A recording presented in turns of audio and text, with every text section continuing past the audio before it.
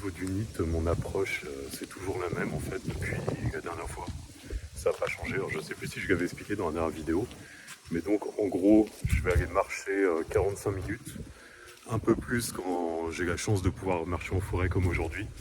Quand je marche dans ma ville, c'est pas vraiment un plaisir. Je le fais parce que je dois le faire, mais j'aime pas ma ville, c'est dégueulasse, c'est moche, ça pue. Donc j'en fais le tour le plus rapidement possible. Donc je fais juste un tour de 45 minutes.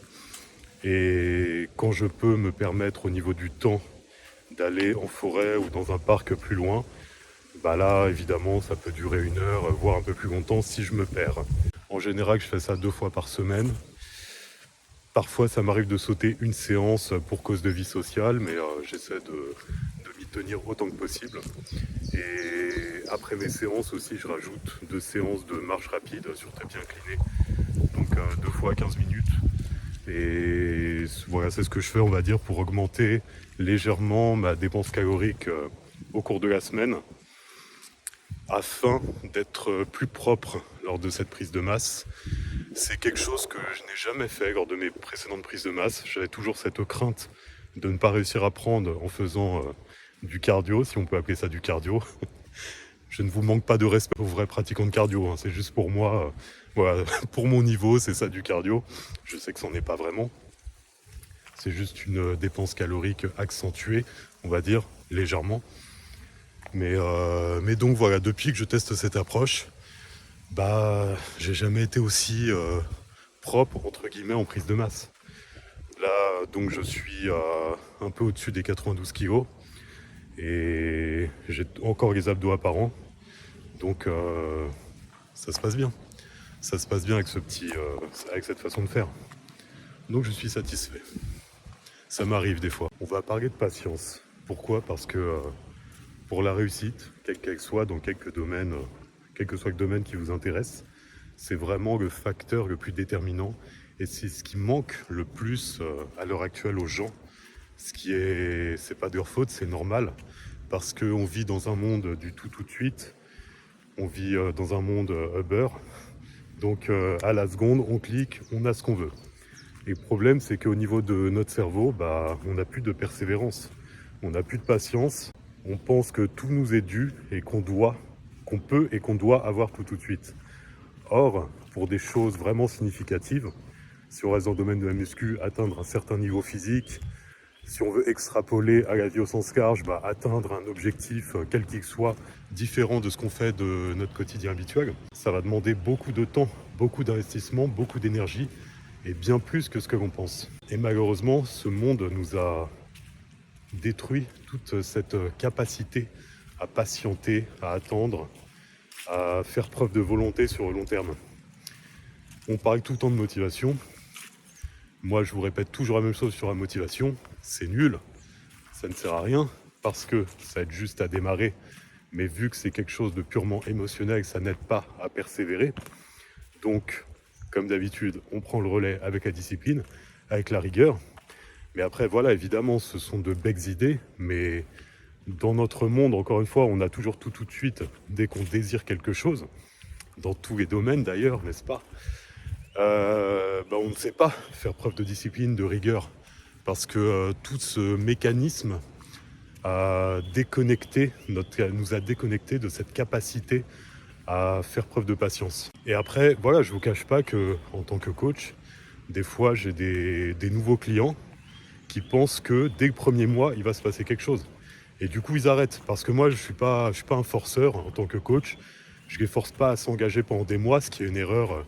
Je le sais commercialement parlant, mais bon, que voulez-vous, mon gros défaut, c'est d'être bête, on va dire ça. Mais donc, ouais, il y en a quelques-uns, voilà, au bout d'un mois, mon Dieu, j'ai pas eu le physique que je voulais, on arrête. Mais qu'est-ce que t'espérais en fait ? Surtout que, pareil, dans mes défauts, alors après, en fonction de notre point de vue, de notre éthique, de notre morale, c'est plus ou moins un défaut. Mais je ne vends pas de rêve. C'est-à-dire, je ne dis jamais, dès le début, il va se passer un truc incroyable. On commence, le premier mois, c'est vraiment une période justement d'évaluation. C'est-à-dire, je vois comment le corps réagit, en fonction, on ajuste et on avance. Mais après, les gains, l'évolution, elle se fait En fonction de chaque profil, au fur et à mesure du temps, ça va être plus ou moins long en fonction de la génétique, de l'investissement. Mais dans tous les cas, c'est une histoire de long terme. Donc, une histoire de patience, de tenir cette rigueur et cette discipline. Maintenant, comment on fait pour tenir cette rigueur et cette discipline? Déjà, on va grandir. On va arrêter d'être des enfants qui attendent toujours qu'il y ait une source d'information, une vidéo, des parents, une autorité qui nous disent ce qu'il faut faire. Au bout d'un moment, il faut juste décider. Un des gros soucis qu'on a à l'heure actuelle, dans cette surabondance d'informations, c'est qu'on va chercher désespérément l'information miracle qui va nous donner la méthodologie pour devenir ce qu'on souhaite être. Mais au bout d'un moment, c'est à nous de faire le travail. Évidemment, toutes ces sources peuvent nous donner des outils, mais le truc, c'est qu'on attend toujours la source qui nous donnera la clé à appliquer tout de suite pour avoir tout de suite ce qu'on veut. Et c'est pour ça qu'on n'arrive jamais à rien. Parce qu'on est toujours en recherche, mais on n'est jamais en action. Et donc, au bout d'un moment, dès que vous entendez des premières clés pour faire telle ou telle chose, mais appliquez tout de suite, essayez. Et cassez-vous la gueule, c'est pas grave, vous n'allez pas mourir. Et recommencez, persévérez dans cette direction. Parce que pareil, j'en connais beaucoup, et c'est normal, moi j'ai fait ça le premier, qui testent une méthodologie une fois, ça ne fonctionne pas, ils abandonnent, ils se disent qu'ils ne sont pas faits pour ça, que ça ne leur correspond pas. Mais ils ont oublié, oui, la notion de persévérance. Qui réussit quelque chose du premier coup? À part, encore une fois, si on reste dans le domaine de la muscu, les golden génétiques, et encore, à part des coups de chance, évidemment ça existe, mais ça ce sont des anecdotes. Mais sinon, non, ça ne fonctionne pas comme ça. Dans tout. Et c'est ça le paradoxe, c'est que dans certains domaines, souvent votre domaine, on va dire, de maîtrise, que ce soit professionnel ou votre passion dans laquelle vous êtes particulièrement bon, là vous savez que ça a du sens pour vous de faire preuve de persévérance, de vous obstiner, de continuer dans une direction, même si ça ne marche pas, vous savez qu'au bout d'un moment ça va payer. Mais par contre, quand c'est dans le domaine du sport ou dans un autre domaine que vous ne connaissez pas, la réussite au sens large, si on veut aller loin, là, vous vous dites que c'est qu'une histoire de chance, vous essayez qu'une fois, ça ne fonctionne pas, vous abandonnez. C'est la même logique. Le temps que vous avez passé à exceller dans votre discipline de maîtrise, vous devez passer ce même temps pour exceller dans une autre discipline ou dans un autre aspect de votre existence ou dans un domaine dans lequel vous voulez progresser. C'est aussi simple avec des gros guillemets que ça. On se retrouve à la salle avant ma séance épaules, donc après avoir vu le NEAT qui a eu lieu le week-end dernier. Donc là on est vendredi, fin de semaine. Fin de semaine, séance épaules biceps. Et où on en est? Alors, ouais, il me semble que dans la partie NEAT, j'évoquais où j'en étais niveau poids.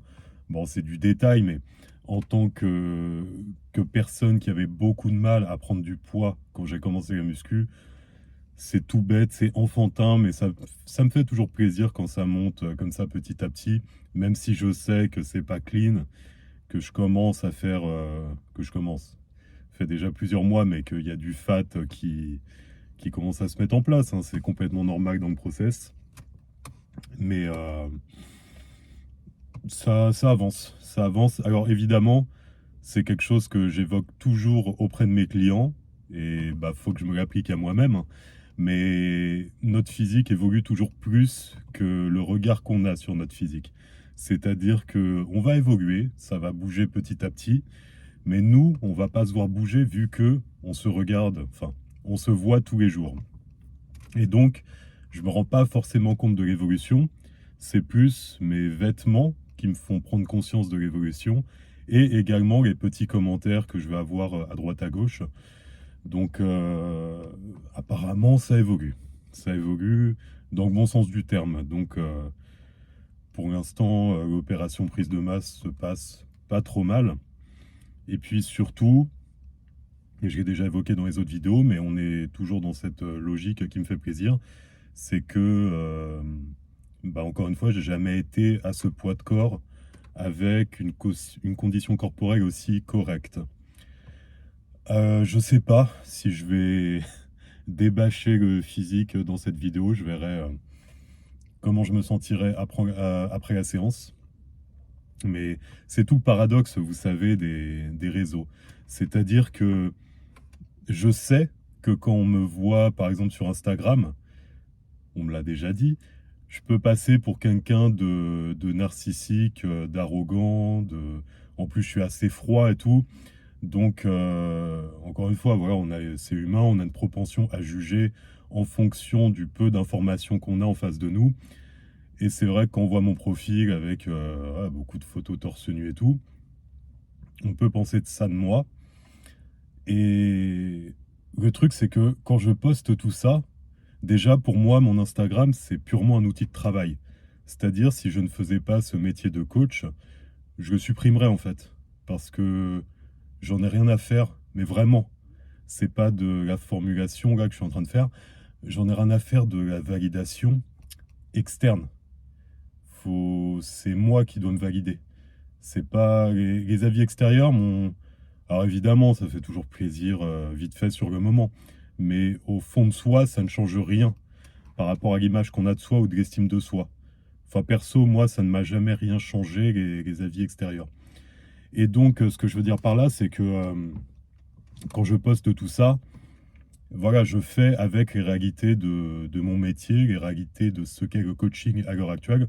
C'est-à-dire, je publie ça dans le sens, c'est une vitrine promotionnelle. C'est juste ça, voilà. Je montre mon physique pour montrer pour montrer mon travail. C'est vraiment juste dans cette optique-là. Et donc, tout ça pour dire quoi? Que je peux passer pour quelqu'un qui aime bien se montrer et tout. Mais pour moi, c'est une tannée de faire des photos, des vidéos torse nu. J'y prends aucun plaisir. J'aime pas faire ça. Ça me saoule. Ça me saoule et ça me coûte plus qu'autre chose. Ça me coûte, voilà, souvent je parle de motivation, de ce genre de choses.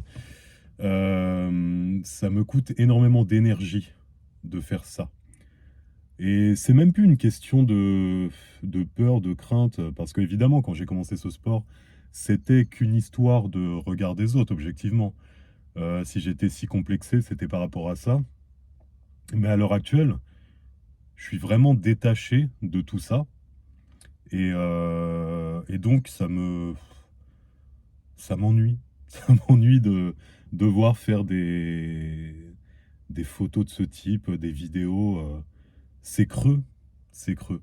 Mais bon, c'est le métier que j'ai choisi, c'est la voie que j'ai choisie. Ça fait partie du prix à payer.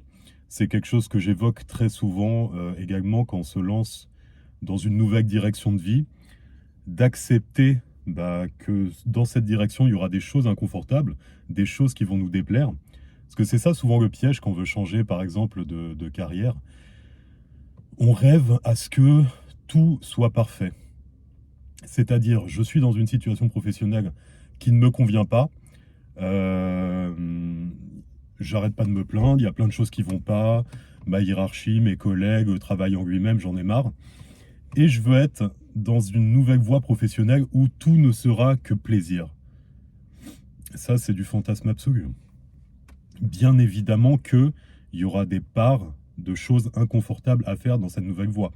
Évidemment, le but quand on change, c'est d'aller vers du mieux, mais il y aura toujours des choses qu'on n'aimera pas faire. L'intérêt, évidemment, c'est de trouver une voie où il y aura plus de choses plaisantes que de choses désagréables. Et en l'occurrence, là, dans le coaching, voilà, c'est les choses désagréables, voilà, c'est ce que je viens d'évoquer. Enfin, tout va bien. Tout va bien. C'est par rapport à ce que j'ai pu éprouver au sein du salariat, ça va. Comme prix à payer, ça va, je peux faire avec. Mais donc, tout ça, cet aparté considérable, je sais même plus pourquoi je suis parti là-dessus.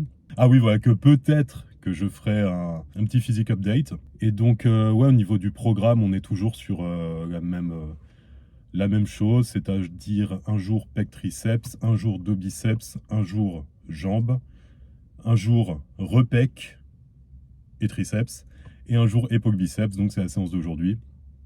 Mais je vais montrer que les épaules parce que je ferai une vidéo à part pour les bras. On est toujours à peu près sur le même programme depuis des mois. Je ne sais même plus exactement depuis quand. Ouais, des fois j'ai peut-être changé un peu l'ordre des exercices. Je trouvais que ça passait mieux comme ça.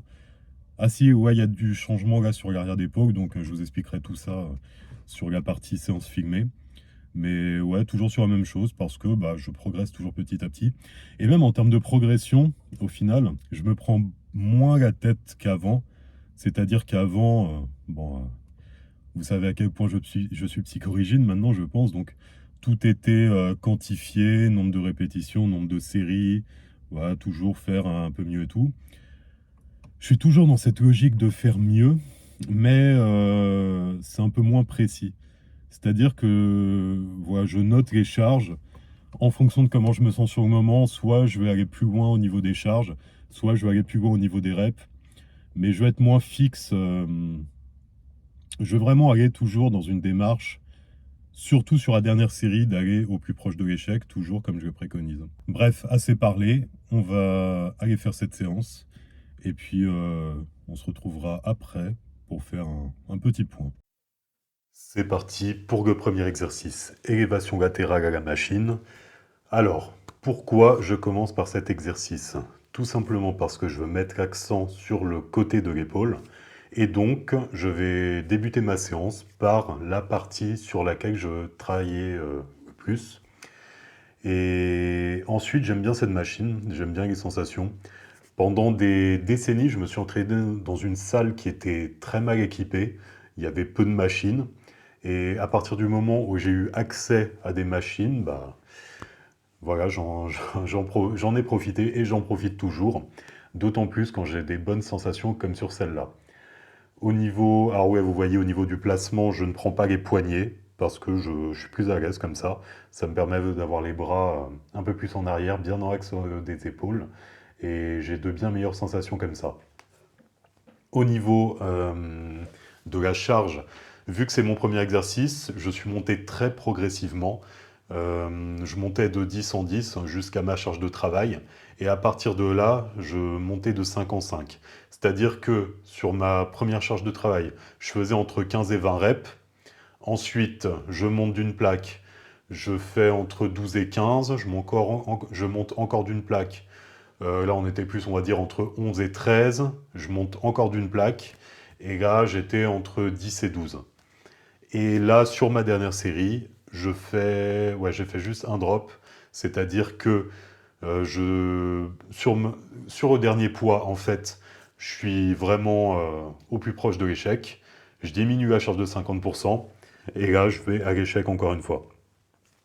Et donc, quand je vais à l'échec, vous voyez, je vais vraiment chercher les dernières reps, mais sans non plus trop dégrader la technique. Pour moi, c'est important, il ne faut pas que ça devienne n'importe quoi. Voilà, je vais même finir sur du partiel pour bien finir. Exercice suivant, élévation latérale à la poulie basse. Pareil, j'ai d'excellentes sensations sur cet exercice. J'aime beaucoup l'étirement qu'il procure sur le début du mouvement, la tension qui est continue. Donc c'est pour ça que je le mets en deuxième. J'aime bien les exercices d'isolation aussi d'une manière générale. Là, je me rends compte que j'impliquais un peu trop le trapèze, je montais un peu trop l'épaule. Donc il va falloir que je corrige sur ma prochaine séance. Vous voyez, on a beau être concentré autant que possible sur notre séance. Des fois, ça peut être utile de se filmer parce que justement, ça donne un regard extérieur qui nous permet de voir où on en est techniquement parlant et c'est très enrichissant. Et vous voyez, même quand ça fait longtemps qu'on s'entraîne, ça nous arrive encore de pas trop bien faire les choses, on va dire. Et le fait de voir ça, on peut corriger par la suite. Cette fois-ci, j'ai eu l'approche inverse au niveau de la charge, c'est-à-dire que j'ai commencé au plus lourd, vu que les épaules étaient échauffées, et ensuite, à chaque série, je suis descendu en charge. C'est-à-dire que mes deux premières séries, j'étais entre 10 et 12. Ensuite, je suis descendu d'une plaque.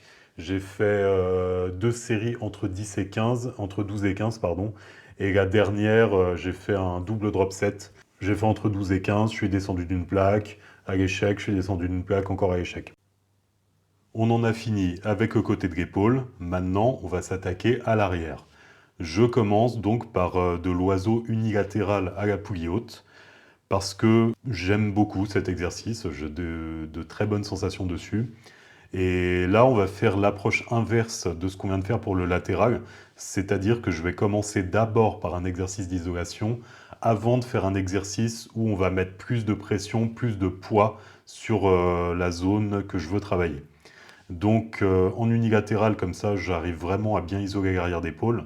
J'essaie de désactiver autant que possible, puisque évidemment qu'il est impliqué dans le mouvement, mais j'essaie de bien mettre l'accent sur l'arrière d'épaule, je me concentre dessus.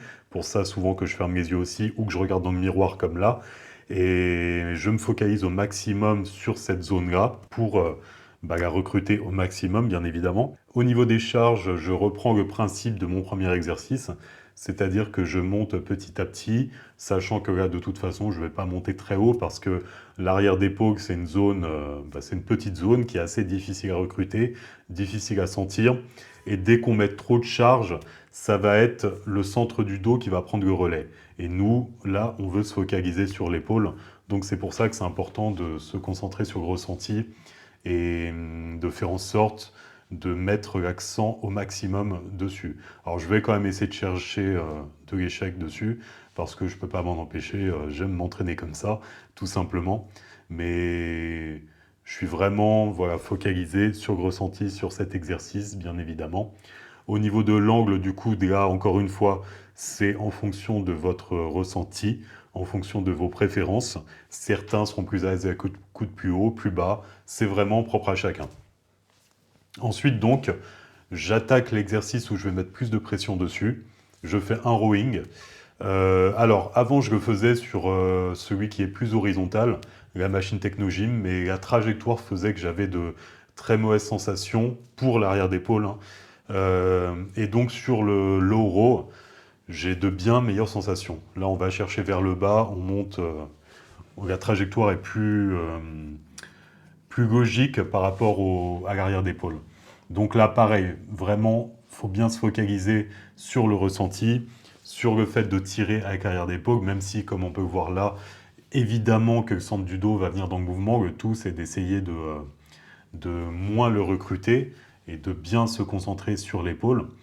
Là, pareil, je vais monter petit à petit en charge, justement.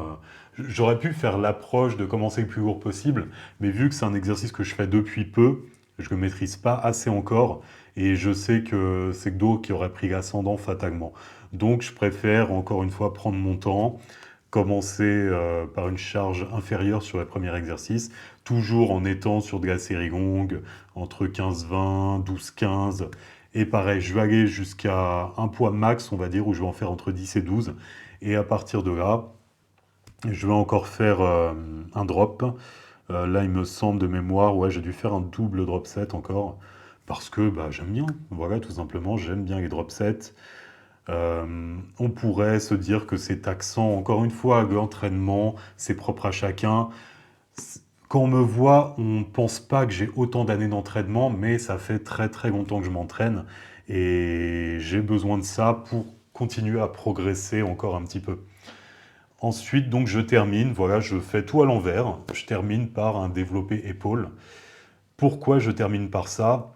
Parce que c'est un exercice où je me suis souvent blessé par le passé. Et en plus, là, je voulais mettre plus l'accent sur le côté et l'arrière de l'épaule. Donc, le fait d'avoir beaucoup de volume avant, ça va faire fatalement que je vais mettre moins lourd là. Mais ça sera quand même intéressant en termes de travail. Et le tout, comme vous pouvez voir à l'instant, c'est d'aller toujours au plus proche de l'échec. Pour moi, encore une fois, c'est ce qui me correspond le plus. Et là, pareil, je suis monté petit à petit. Et la dernière série, donc je fais un drop. Là, j'ai coupé, mais donc j'avais fait 3 plaques, 2 plaques, une plaque. Voilà, un double drop comme ça. Et ça me suffit pour bien terminer ma séance et pour bien mettre l'accent sur la partie avant de l'épaule. Suite à ça, j'ai travaillé les biceps, j'ai fait 3 exercices et les obliques, pour finir ensuite par de la marche rapide sur tapis incliné pendant 15 minutes, ce que je fais 2 fois dans la semaine, en plus du NEAT qui est effectué le week-end.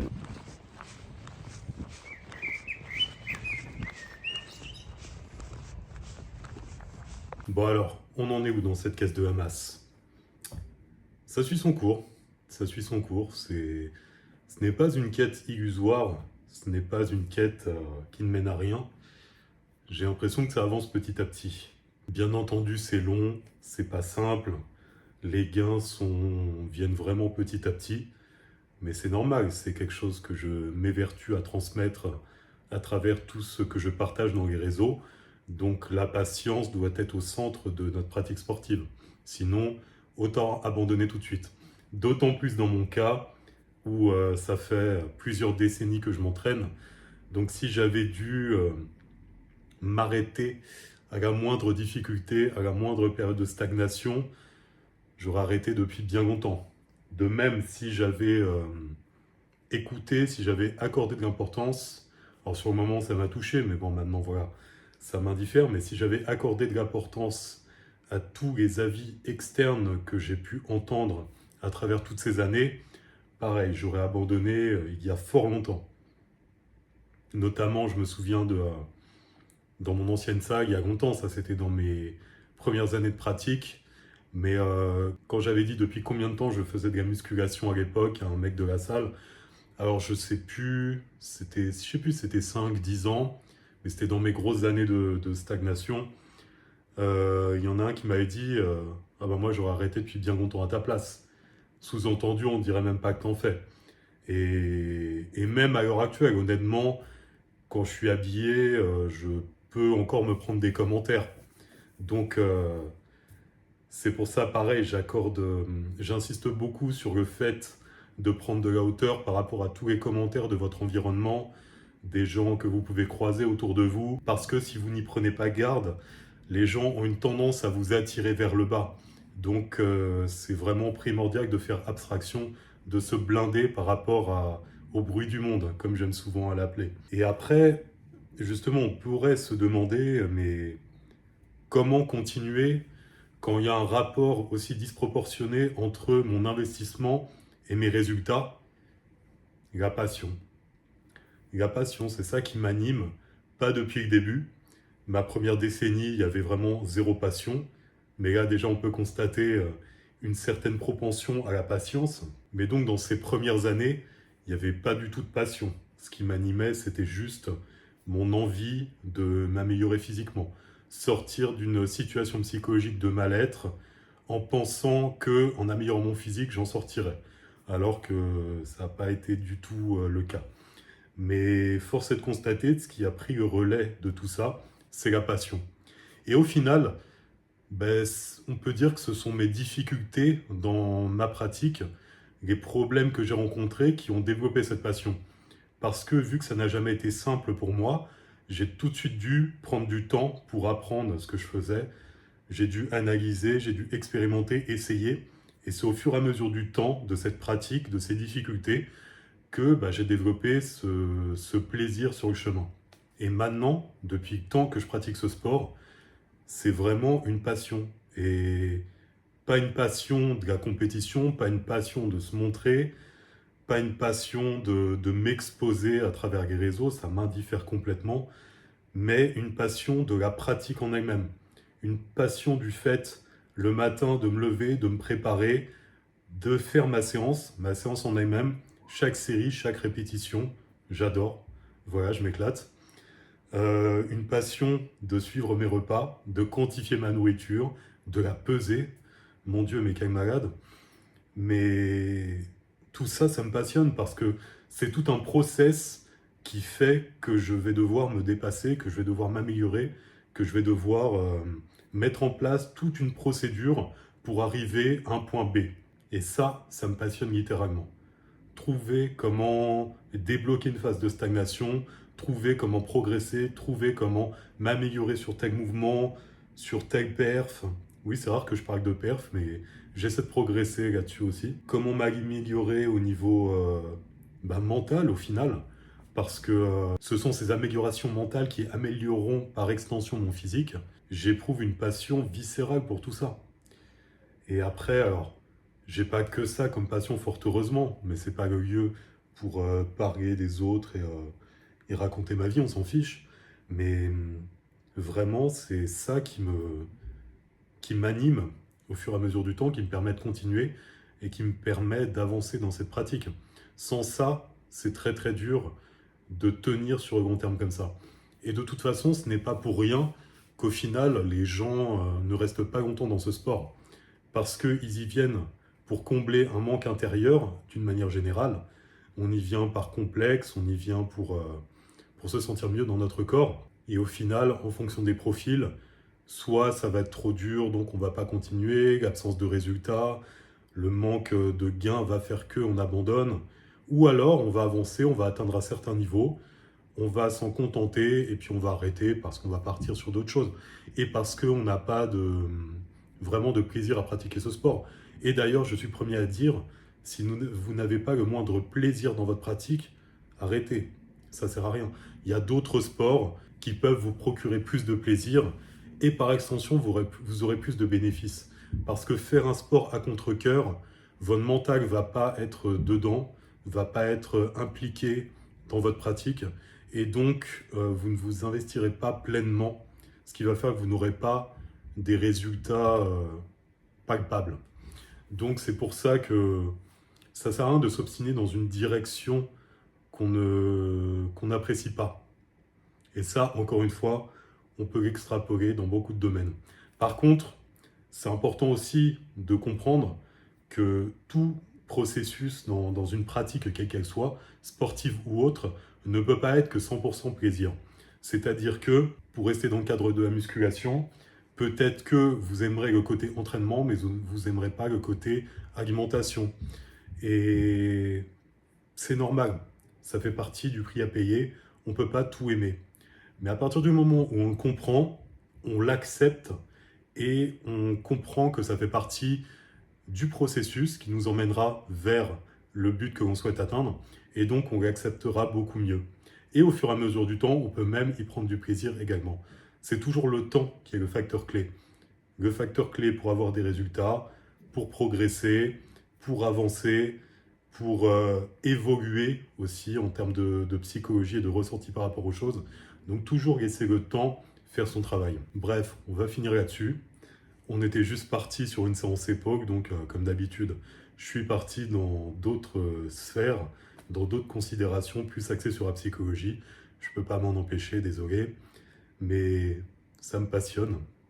Donc vous voyez, c'est pas que la musculation, c'est tout ce qu'il y a autour, c'est toute l'approche de la psychologie qui va avec la musculation et surtout cette psychologie après qui peut nous servir dans tous les autres aspects de notre existence.